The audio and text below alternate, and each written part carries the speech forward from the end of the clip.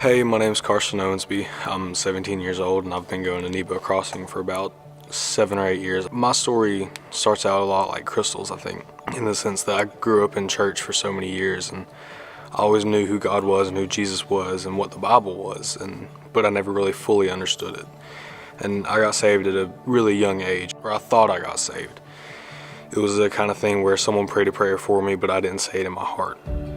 Our family wasn't super religious, but we went every Sunday morning into all the events and stuff. And I grew up in a church about 10-15 minutes from here. It was a good church. I loved going there and I loved all the people there. But I was too young to, I guess, really get anything out of it. About when I was in 3rd grade probably, the Ritters moved here from Arkansas. And me and Morgan met playing on the soccer field, and that's when our family started getting closer and being friends. Our family started talking to the idea of coming to be part of this church permanently. And I wasn't really a huge fan of that idea because I didn't want to leave all the people back at my old church.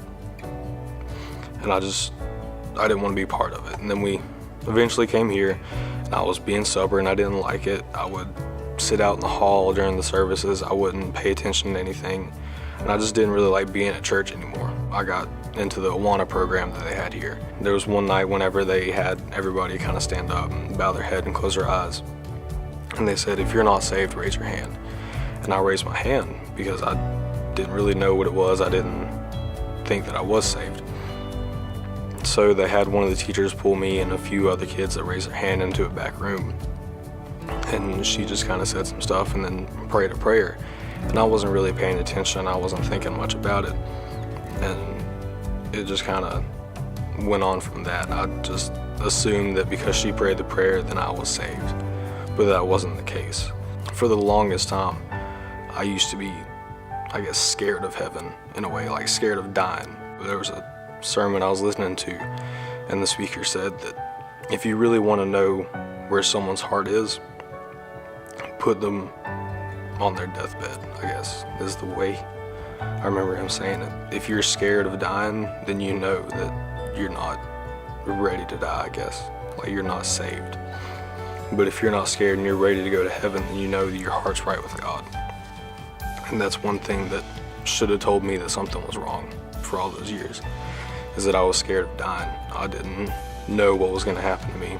And I can remember a time in my life when I was in middle school probably. I just remember sitting in my room thinking that something's not right. You got to change this. You got to do something better. So I just remember laying in my bed and praying, asking God to come in my heart and be with me. I went on for so many years after that, just thinking that, okay, this is right.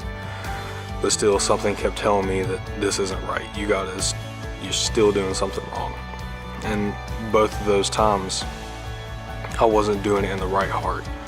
I wasn't wanting to follow God. I just wanted to kind of do what everyone else is doing and just kind of be part of the Christian lifestyle, but not do Christian things. This year camp really helped me because I went into it thinking that this year is just going to be worse than the last year, and the last year was worse than the year before that.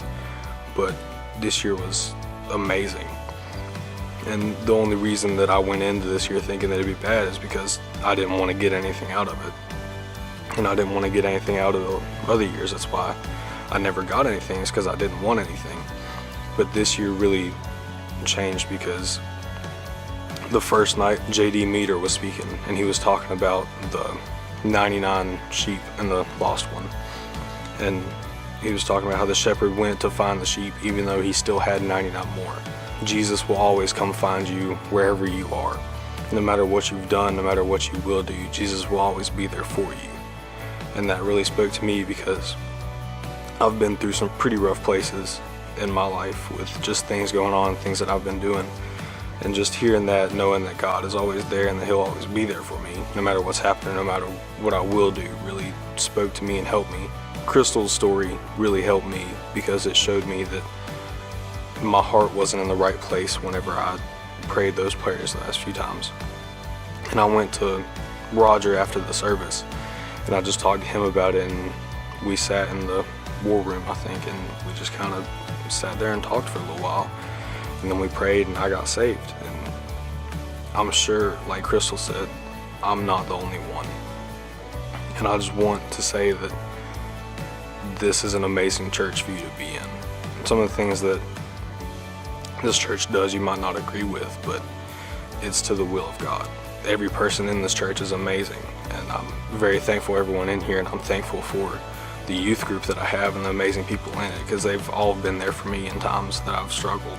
I just want to say that this church loves you. The people in this church loves you, and most importantly, God loves you, and He will always be there for you.